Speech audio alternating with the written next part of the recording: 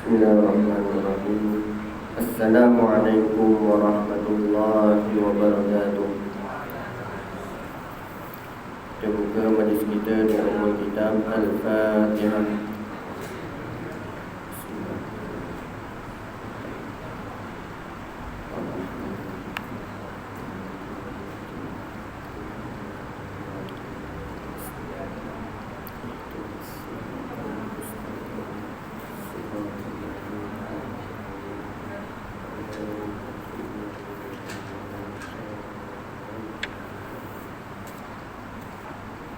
Innal hamdalillah nahmaduhu wa nasta'inuhu wa nastaghfiruh wa na'udzu billahi min shururi anfusina wa min sayyiati a'malina man yahdihillahu fala mudilla lahu wa man yudlil fala hadiya lahu asyhadu an la ilaha illallah wa asyhadu anna Muhammadan 'abduhu wa rasuluh. Allahumma shalli wa sallim wa barik ala sayyidina Muhammad wa ala alihi wa sahbihi wa barik wa sallim. سبحانك لا علم لنا إلا ما علمتنا إنك أنت العليم الحكيم. اللهم افتح علينا حكمتك وانشر علينا من خزائن رحمتك يا أرحم الراحمين. رب زدنا علما وارزقنا فهما. رب زدنا علما وارزقنا فهما. رب زدنا علما وارزقنا فهما. رب اشرح لي صدري ويسر لي أمري واحلل عقدة من لساني يفقهوا قولي. أما بعد. Yang saya hormati lagi saya kasihi asaf pimpinan Masjid Qaryah Lukut, Tuan Imam, Tuan Bilal, KJK Masjid, serta tuan-tuan, puan-puan yang dirahmati Allah SWT sekalian. Alhamdulillah, pertama-tamanya sekali marilah kita merafakkan kesyukuran kepada Ilahi kerana dengan limpah kurnianya, dengan taufik dan inayahnya dapat kita berkumpul bersama-sama pada malam ini untuk kita menuntut ilmu. Mudah-mudahan yang serba sedikit usaha kita ini mendapatkan jalan di sisi Allah SWT, meningkatkan ilmu kita sekiranya kita tidak tahu, mengingatkan kita sekiranya kita terlupa, meningkatkan keimanan kita dan dapat kita melakukan ibadah dengan lebih yakin. Jadi insyaAllah tuan-tuan, sebelum kita meneruskan pengajian kitab kita niat i'tikaf. Bagi siapa yang belum niat i'tikaf, nawaitu i'tikaf fi hadzal masjid sunnatan lillahi ta'ala. Jadi insyaAllah tuan-tuan, kita akan meneruskan pengajian kitab kita, iaitu pengajian kitab Al-Fiqhul Manhaji ala Mazhab Asy-Syafi'i, yang di mana kita telah masuk di dalam bab tayamum. Seperti mana yang telah kita bincangkan, bahawa tayamum ini adalah pengganti kepada berwuduk dan juga mandi wajib. Kerana apa?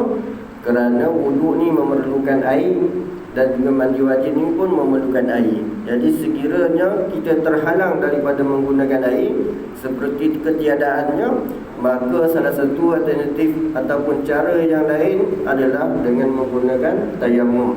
Jadi tayamum ini adalah rukhsah, keringanan ke atas kita. Dan tayamum ini digunakan sekiranya ada keperluan sepertinya tiada air ataupun disebabkan sakit dan sebagainya. Jadi pengertian tayamum yang kita telah belajar bahawa dia adalah menyapukan debu tanah yang suci ke muka dan dua tangan dengan niat dan cara yang tertentu. Itu adalah maksud tayamum. Maknanya dia menggunakan dua anggota sahaja, muka dan juga tangan. Jadi seperti mana yang kita telah belajar, sebab tayamum ni ada 4 dah di dalam kitab ini. Yang pertama mengatakan air benar-benar tidak ada. Memang air tak ada. Kalau ada pun air ni cukup untuk minum sahaja, ataupun ahli keluarga kita minum, ataupun binatang ternakan kita untuk minum. Jadi kalau air itu cukup-cukup sahaja, maka boleh digunakan untuk tayamum. Itu yang pertama. Yang keduanya, jarak tempat yang ada air jauh daripadanya. Contohnya kita dekat Lukut, air tak ada contohnya. Jadi air jauh daripada Masjid Lukut ni ataupun kawasan perumahan kita lebih daripada 2.5 km, lepas tu baru ada air. Jadi sekiranya lebih daripada 2.5 km, barulah boleh kita tayamum. Itu maksudnya kalau air benar-benar tidak ada, maka selepas masuk waktu kita boleh terus tayamum. Akan tetapi sekiranya kita ragu-ragu sama ada air ataupun tidak ada air, maka kita kena cari sekitar 150 meter sekeliling kita. 150 meter sekeliling kita untuk mencari air. Dan sekiranya kita yakin bahawa air memang ada dekat kawasan kita ni, iaitu lingkungan 2.5 km, maka wajib kita mencari air tersebut untuk kita berwuduk dan juga sembahyang. Akan tetapi kalau lebih daripada 2.5 km, maka tidak diwajibkan untuk pergi mencari air tersebut dan juga boleh bertayamum. Itu yang kedua. Yang ketiganya, terhalang daripada menggunakan air, sama ada halangan yang nyata. Contohnya kat luar masjid ada tempat wuduk tapi ada harimau. Jadi kita duduk tergurung kat masjid ni. Jadi macam mana nak berwuduk? Boleh bertayamum. Ataupun disebabkan penyakit. Kan? Kita sakit kulit contohnya. Kita terpaksa simen balut guna plaster ke apa ke, maka dibolehkan untuk tayamum. Itu yang ketiga lah. Yang keempat, cuaca yang sangat sejuk. Bangun subuh kan, pagi-pagi sejuk, kalau kena air sampai ke tulang rasa dia, maka dibolehkan untuk tayamum. Kan tetapi kalau solat disebabkan sejuk, maka kena qada balik solat dia. Kena qada balik lah. Akan tetapi sekiranya yang lain-lain, sebab-sebab yang lain, contohnya air benar-benar tidak ada, tengok keadaan dulu kawasan kita ni macam mana. Kawasan kita kalau air ada selalu, kebetulan time tu air tak ada, maka ketika itu kita kena qada balik solat kita. Akan tetapi kalau memang kita duduk di tempat ataupun kita musafir di tempat itu, memang air tidak ada, tak ada langsung, ada pun sikit-sikit sahaja, maka tak perlu qada balik solat kita. Makna kata kalau kita kat Malaysia ni, sebab yang pertama dan sebab yang kedua ni jarang berlaku lah. Sebab air banyak. Kalau air tak ada pun, kebetulan air tak ada, mungkin rumah sebelah ada, kan, mungkin kampung sebelah ada, taman sebelah ada, tak lebih daripada 2.5 km. Kalau lebih sekalipun, kita boleh bertayamum. Akan tetapi sembahyang kita tu perlu diqada balik. Sebab sembahyang kita tu kita duduk di tempat yang memang ada air, tetapi jarang-jarang berlaku tiada air. Mana kena qada balik lah. Tapi yang selalu tak kena qada ni disebabkan penyakit. Kalau kat Malaysia ni kan, selalunya tayamum disebabkan penyakit. Kalau kena harimau kat luar ni jarang berlaku kan, selalunya penyakit. Penyakit ini tak perlu qada balik.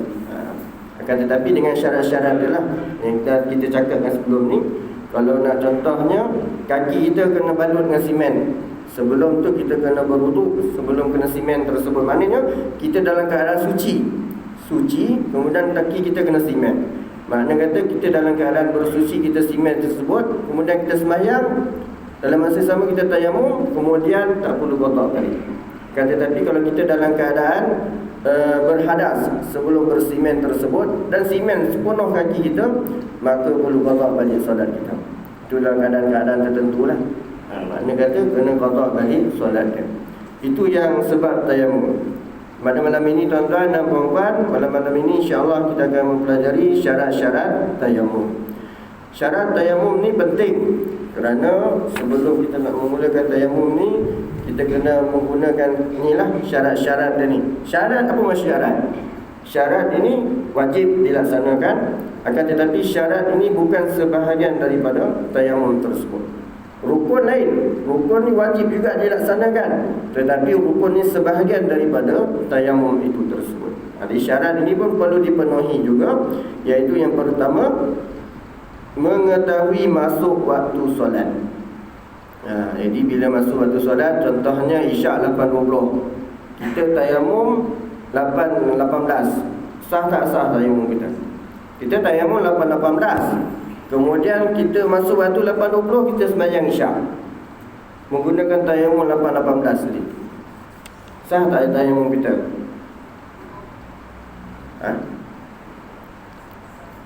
Sah tak tayamum kita? Sah. Ramai angguk jawapannya tak sah. Tak sah. Sebab syarat tayamum kena masuk waktu solat. Masuk waktu solat baru tayamum. Walaupun 1 minit 2 minit. Jadi kena ambil tayamum, buat tayamum ketika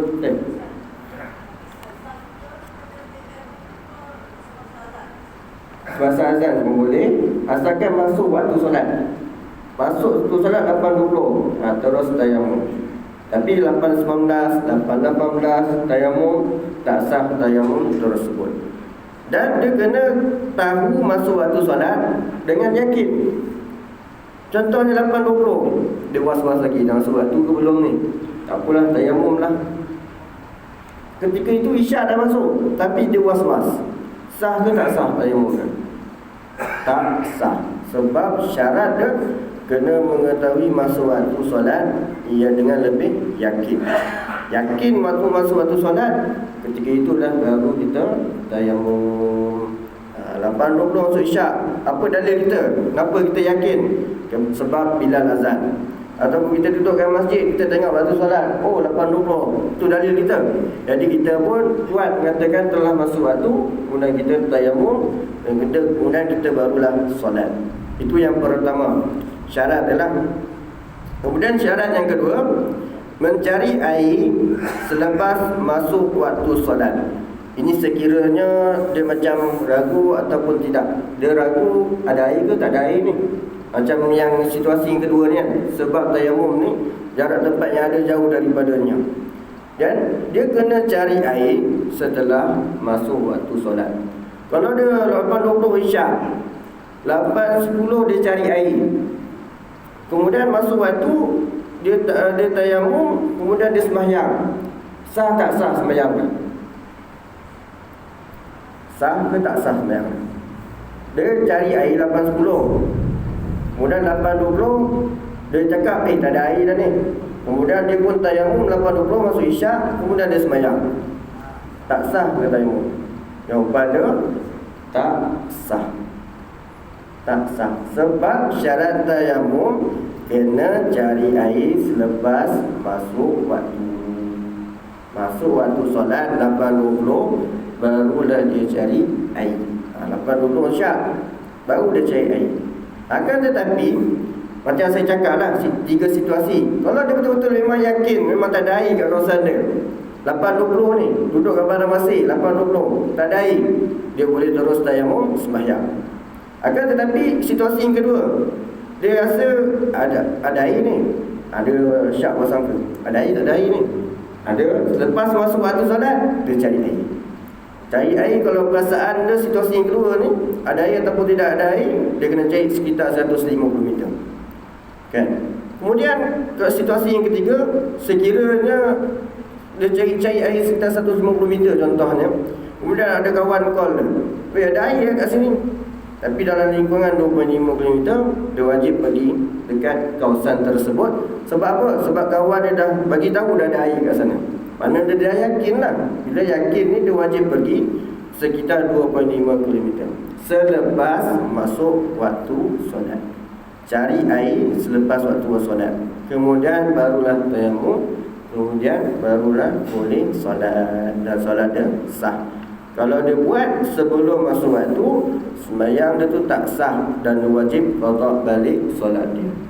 Kalau tak tahulah, kalau dia tahu kaedah-kaedah tu, tak ada masalah lah, dia tak perlu qada balik. Tetapi kalau dia tak tahu, kalau sebelum ni dia pernah tayamum kan, contohlah zaman-zaman dulu tak ada air kan, dia wajib qada balik solat dia pada ketika ini. Kerana apa? Kerana solat dia pada ketika itu tidak sah. Tidak sah. Itu syarat yang kedua, mencari air selepas masuk waktu solat, solat fardu lah. Dan syarat-syarat tayamum ni, ini untuk solat fardu, cari air ketika masuk waktu. Kalau waktu duha, tentang solat-solat sunat, solat contohnya solat yang ditetapkan waktunya, waktu duha, kena tayamum selepas masuk waktu duha. Kalau dia nak sembahyang duha lah, sembahyang duha, contohnya pukul 8 masuk waktu duha, ketika itulah baru dia tayamum, kemudian dia sembahyang duha. Kalau dia solat jenazah, start bilakah dia boleh dibenarkan tayamum?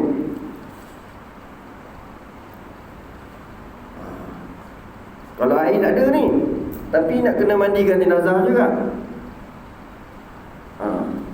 dan dia kena sembahyangkan jenazah tersebut, tapi air tak ada, macam manakah caranya? Bilakah waktu tayamum? Kalau kita tayamum ketika jenazah kat hospital lagi, nak dibawa ke masjid, boleh ke tak boleh tayamum ketika itu? Tak boleh. Waktunya ialah selepas memandikan jenazah. Lepas mandi jenazah, ketika itu dibolehkan untuk bertayamum. Sebelum itu tak boleh bertayamum. Ini tayamum untuk solat jenazah lah. Tayamum untuk solat jenazah. Solat jenazah pun perlu tayamum sekiranya tak ada air. Jadi sekiranya nak solat jenazah, dibenarkan tayamum selepas memandikan mayat. Tetapi kalau seleloknya selepas mengkafankan mayat. Selepas mengkafankan mayat, ketika itulah baru boleh tayamum. Kalau sebelum mengkafankan mayat, kan mandi dulu baru kafan. Kalau dia mandi, kemudian dia tayamum sebelum jenazah tersebut dikafankan, sah tayamum tersebut, akan tetapi makruh. Makruh. Jadi kalau nak mandikan jenazah dalam keadaan tidak ada air, dia kena tayamum selepas mengkafankan jenazah tersebut. Mengkafankan jenazah tersebut baru dibenarkan tayamum. Kalau sebelum tu makruh. Kalau sebelum memandikan mayat, jawapannya tak sah tayamum. Ini contoh-contoh lah solat-solat sunat, kan? Kalau solat-solat pada waktu yang ditetapkan, duha, apa lagi waktu yang ditetapkan, macam-macam lagi lah. Kerana telah masuk waktu tersebut, baru boleh tayamum. Akan tetapi kalau kita solat yang biasa-biasa, solat sunat biasa kan, solat sunat mutlak, saja aku sembahyang 2 rakaat, itu bila-bila masa boleh tayamum. Makna kata apa-apa sembahyang yang kita nak buat, kena masuk waktu dia. Kalau solat fardu, kena dah azan isyak baru boleh tayamum. Kalau jenazah, kena selepas memandikan jenazah baru boleh tayamum. Kalau solat sunat duha, kena buat tayamum selepas masuknya waktu duha. Itu maksudnya. Itu yang pertama dan yang kedua lah. Maknanya dia kena mengetahui masuk waktu solat dan juga mencari air selepas masuk waktu solat. Solat fardu ke, solat sunat ke, solat jenazah ke, macam itulah syaratnya. Sama juga syaratnya. Kemudian yang ketiga, menggunakan debu tanah yang suci, yang tidak mengandungi tepung dan kabur. Ini syarat ni lah. Menggunakan debu ni, menggunakan debu tanah. Tanah ni tanah sajalah. Tanah ni tak kisah tanah apa, warna merah ke, kuning ke, kan, hitam ke. Hatta kalau tanah tu terbakar sekalipun sampai jadi warna hitam, boleh digunakan. Tapi kalau dah sampai jadi arang, tu tak dibenarkan lagi. Tapi kalau tanah tu hitam, ada debu, boleh dibawa tayamum. Boleh digunakan untuk tayamum. Tak kisah warna apa sekalipun, asalkan tanah. Ada Imam An-Nawawi mengatakan pasir pun boleh digunakan untuk bertayamum, dengan syarat pasir tersebut perlu ada debu, dan pasir tersebut mestilah licin. Pasir itu maknanya kalau kena dekat muka kita, dia jatuh ini je, dia tak melekat dekat muka kita. Sebab apa? Sebab kalau pasir itu melekat dekat muka kita, dia akan menghalang debu tanah tu, kena debu pasir tu kena kat muka kita. Faham tak? Makna kata syarat menggunakan pasir ni, kena pasir tu bila macam kering lah, debu pasir tu jatuh, dia tak melekat. Sebab apa? Nak bagi debu tu kena kat muka kita. Dan Imam Nawawi mengatakan, fatwa ada, kalau pasir ni dikisar, pasir ni dikisar, di blender sampai jadi debu, boleh digunakan untuk tayamum. Kalau kita tengok pasaran macam mana, kalau ada pasir pun, tengok ingredient pasir yang dikisar ada debu, boleh digunakan mengikut fatwa Imam An-Nawawi. Maknanya kata debu tanah, debu pasir boleh. Tapi kalau debu kayu, debu dinding, debu apa lagi, tak boleh digunakan. Kan debu contohnya kat atas banyak debu, dia pun tayamum kat atas ni, tak dibenarkan. Contohnya kereta lori lalu tanah apa, lori lalu tengok ada debu, boleh tak kita kenakan debu tersebut untuk tayamum? Jawapan dia boleh, sebab daripada debu tanah. Dan syarat seterusnya, debu tanah itu mestilah suci. Bukan terkena tai ayam, bukan kena tai kambing, ataupun ada haiwan nampak kawasan tu memang kencing kucing, Tapi bila kita tengok nak gunakan tanah tu tak ada apa-apa pun, tak ada beza pun. Tapi bila mana kita nampak kucing tu kencing kat situ, maka dia tetap najis. Walaupun kita tak nampak najis tu gimana. Contohnya dah kena sejat dengan matahari kan. Tengok tanah tu macam biasa je. Tetapi tidak boleh digunakan sebab dia telah masuk sebagai najis hukmi, najis yang tidak kelihatan. Itu kalau kita yakinlah memang kucing tu kencing kat situ. Tapi kalau kita tak tahu, bolehlah gunakan, tak ada masalah. Mana kata yang suci tidak najis. Kemudian yang tidak mengandungi tepung dan kapur, mana kata debu tanah je lah. Dia tak boleh bercampur debu tanah, tapi campur dengan benda lain, tepung ke, kan, debu kayu ke, kapur ke, tak boleh digunakan. Mana kata kalau debu tanah 100%. Tak boleh ada benda asing lain, benda-benda lain yang campur sekali dalam tayamum debu tanah kita tersebut. Itu syarat yang ketiga. Kemudian yang selain itu, mestilah debu tanah tu yang bukan musta'mal. Musta'mal yang telah digunakan. Nanti kita akan belajar musta'mal ni macam mana. Kalau kita ada debu tanah, kita tepuk, kemudian kita angkat, adakah debu tanah dekat tempat kita tepuk tu dah jadi musta'mal? Kalau kita tepuk, kita angkat, tempat ni musta'mal atau tak musta'mal? Debu tanah ni, tapak tangan kita musta'mal tak musta'mal? Kalau kita sapu muka, kemudian kita angkat, kan muka kita ni musta'mal tak musta'mal? Tak. Semua jawab tak ni, mana ya ni. Kalau kita pasir tu jatuh dekat muka kita, musta'mal tak musta'mal? Musta'mal. Jadi itu maksudnya musta'mal ini. Contoh musta'mal yang tidak boleh digunakan. Kita ada kedai A4 lah contohnya kan. Bayangkan ada kedai A4 dalam meja saya ni. Kita letak tayamum debu tanah dekat atas meja kita. Kemudian kita tepuk menggunakan debu tanah. Kalau kita angkat, debu tanah yang kecil itu tidak jadi musta'mal lagi, dan tangan kita tak jadi musta'mal lagi, kan. Kemudian kita tepuk ni, kan, renggangkan ni sunat lah. Ni kita habiskan dulu. Yang jatuh tu pun tak musta'mal lagi. Kemudian kita pun sapu, kan, sapu. Kemudian ada yang terjatuh. Yang terjatuh tu barulah musta'mal, yang tidak boleh digunakan lagi. Kemudian boleh tak kita tepuk lagi tempat yang sama? Boleh tak boleh? Jawapan dia boleh. Sebab apa?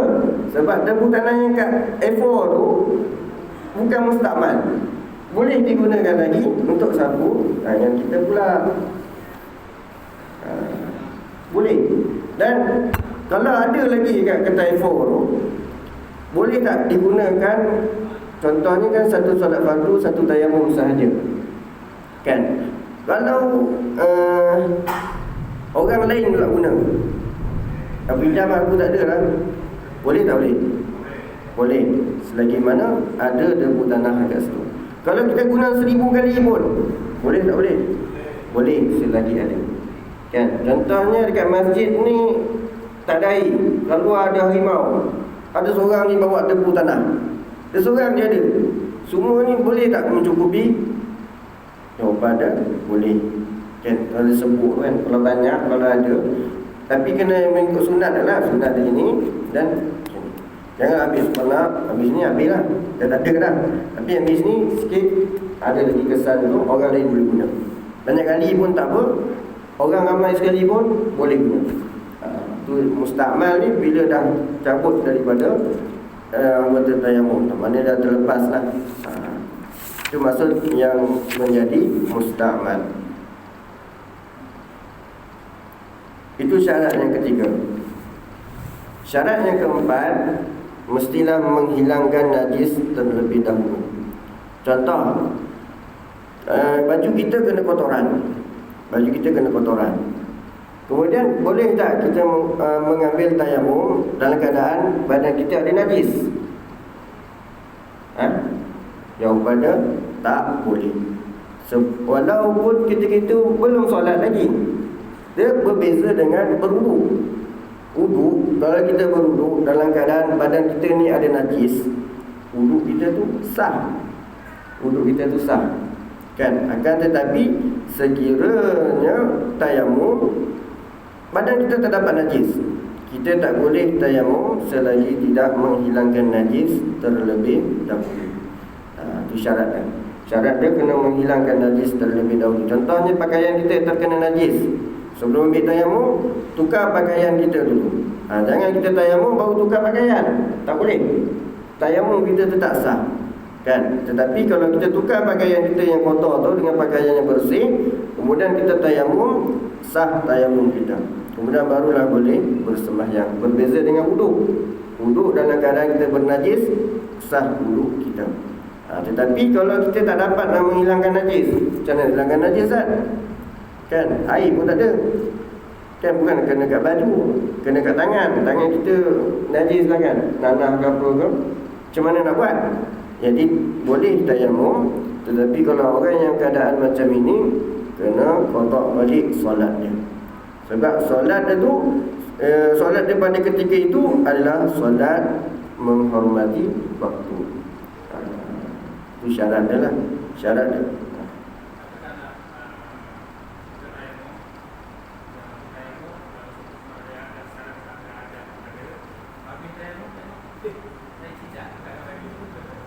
Tak cicak melekat ke badan.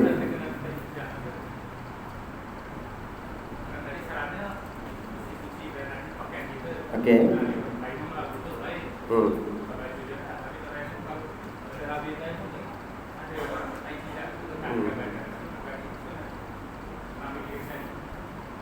Dia kena ambil lagi sekali. Sebab tu dia nak solat pula. Kena suci dulu. Tapi tahi cicak ni, dia adalah najis yang dimaafkan. Umul bawah. Umul bawah ni adalah najis yang dimaafkan. Sebab apa? Tahi cicak ni memang tak dapat kita nak elakkan. Dia macam kita dah belajar kan, ada najis yang dimaafkan. Contohnya bila antara contohnya dalam kitab ni mengatakan hotel kita nak ke Mekah. Sepanjang laluan tu ada tai burung. Ada burung berkeliaran. Tai burung kena kat badan kita. Itu adalah najis yang dimaafkan. Mengikut fatwa dekat Malaysia ni, tai cicak pun dikira sebagai najis yang dimaafkan. Jadi macam situasi ni tak perlu ganti baliklah pakaian, sebab dia adalah najis yang dimaafkan. Yang menghilangkan najis ni adalah najis yang tidak boleh dimaafkan. Najis yang tidak boleh dimaafkan barulah boleh kena hilangkan. Hilangkan dulu baru boleh tayamum. Tapi kalau tak cicak, apa lagi najis-najis yang kebiasaan yang memang sukar kita nak elakkan, macam bulu kucing. Bulu kucing yang tercabut najis tak najis? Najis, tapi adalah najis yang dimaafkan. Jadi sebab itu kalau najis yang dimaafkan, tak ada masalah sebab dimaafkan. Tapi kalau najis yang tidak dimaafkan, kena bersihkan terlebih dahulu. Jelas. Itu syarat yang keempat.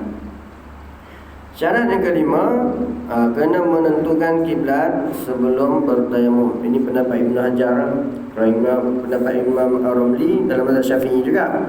Tak perlu menghadap kiblat pun tak apa. Tapi kalau mengikut Ibn Hajar, dalam kitab Mughni Al-Mukhtash, mengatakan dibagi dua pendapat. Imam Ibn Hajar mengatakan kena menghadap kiblat ketika bertayamum. Imam Ramli mengatakan tak perlu menghadap kiblat pun tak apa. Tapi dalam kitab ni mengambil pendapat Ibn Hajar yang kena menentukan kiblat sebelum bertayamum. Eloklah kalau dekat masjid ni, kalau kita nak bertayamum, kita dah tahu arah kiblat, kan? Ikutlah arah kiblat. Contohnya kita menghadap ke sini, kemudian barulah kita bertayamum. Akan tetapi kalau sukar untuk mencari arah kiblat, tak tahu, kan? Belajar pun tak belajar tengok matahari, sama kan, tak pandai kan, tak pandai tengok matahari. Apa tengok bintang pun tak pandai. Jadi boleh mengikut pendapat Imam Ar-Ramli, mengatakan tidak mensyaratkan bertayamum kena hadap kiblat. Tapi keselelanya nak keluar daripada khilaf, kena menghadap kiblat untuk bertayamum. Ini adalah syarat-syarat kelima-lima syarat sebelum kita nak sembahyang ataupun sebelum kita nak bertayamum. Kena mematuhi syarat-syarat ni lah. Yang pertama, kena mengetahui masa waktu solat dengan lebih yakin. Yang kedua, mencari air selepas masuk waktu solat. Yang ketiga, menggunakan debu tanah yang suci, yang tidak terkena najis dan yang tidak bercampur dengan apa-apa seperti kapur, debu kayu, dan juga debu tanah tersebut bukan debu tanah yang mustakmal. Yang keempat ialah menghilangkan najis terlebih dahulu. Sekiranya tak dapat nak menghilangkan najis, semayang juga, tayamum juga, semayang juga, tetapi kena qada balik solat dia. Tapi kalau dia dapat menghilangkan najis, tayamum, semayang, tak perlu qada balik. Tak perlu qada lagi. Itu yang keempat. Yang kelima, menentukan kiblat sebelum bertayamum. Ini khilaf ulama lah. Kalau tahu kat masjid ni ada kiblat ataupun kat rumah nak bertayamum, dibolehkan untuk mengikut pendapat Ibn Hajar yang memerlukan kepada arah kiblat untuk bertayamum. Jadi ada apa-apa pertanyaan? Nak teruskan rukun tayamum, seminit lebih lagi nak azan. Saya ingatkan habisan rukun tayamum. Panjanglah perbahasan.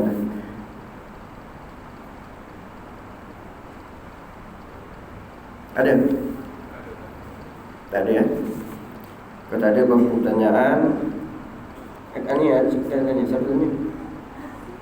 Tak ada?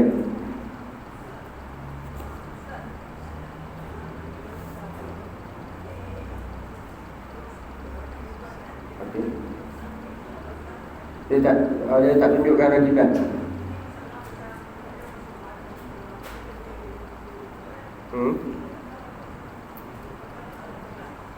Ini boleh guna air tak boleh guna air? Boleh berwuduk atau tak boleh berwuduk? Boleh berwuduk. Kalau berwuduk ni tak disyaratkan kena menghadap kiblat. Sunat menghadap kiblat, tapi tak disyaratkan menghadap kiblat. Yang disyaratkan menghadap kiblat ni tayamum sahaja. Tapi kalau wuduk tak disyaratkan menghadap kiblat lah, sunat sahaja.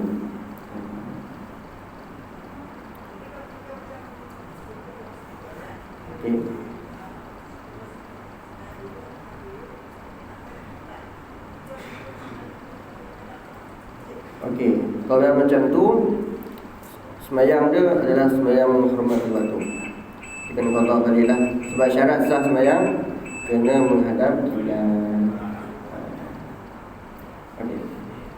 Aku tak dengar lah soalan. Kena bagi mic sikit lah. Okey. Memang lagi tak sama lah. Jadi dah dapat ilmu ni, adalah penting ilmu ni supaya dapat dia lah.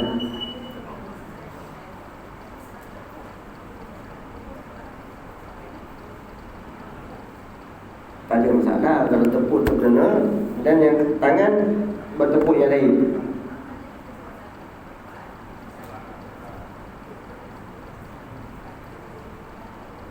Itu pun boleh. Tayamum tu sah. Tapi dah dikatakan bekas daripada kesan tepukan kita tu bukan mustahmal, boleh digunakan lagi. Ini tak ada kita masalah lah guna kali kan. Okey, tak ada Okey, nak masuk waktu pun tanya. Okey.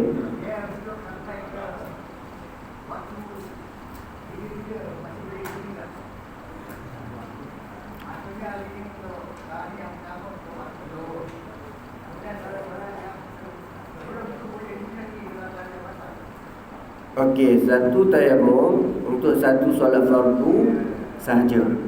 Tapi boleh tak solat sunat? Jawapannya boleh. Solat sunat banyak kali pun tak ada masalah. Contohnya solat zuhur, lepas tu buat solat badiah, lepas solat sunat hajat, boleh. Tapi bila maknanya nak sembahyang asar, masuk waktu asar, dia kena tayamum lagi sekali. Sebab satu tayamum, satu fardu sahaja. Okey.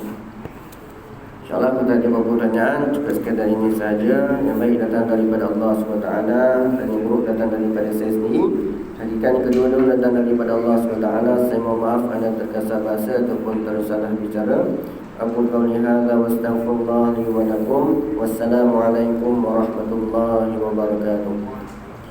Kita tutup majlis kita dengan tasbih para sahabat.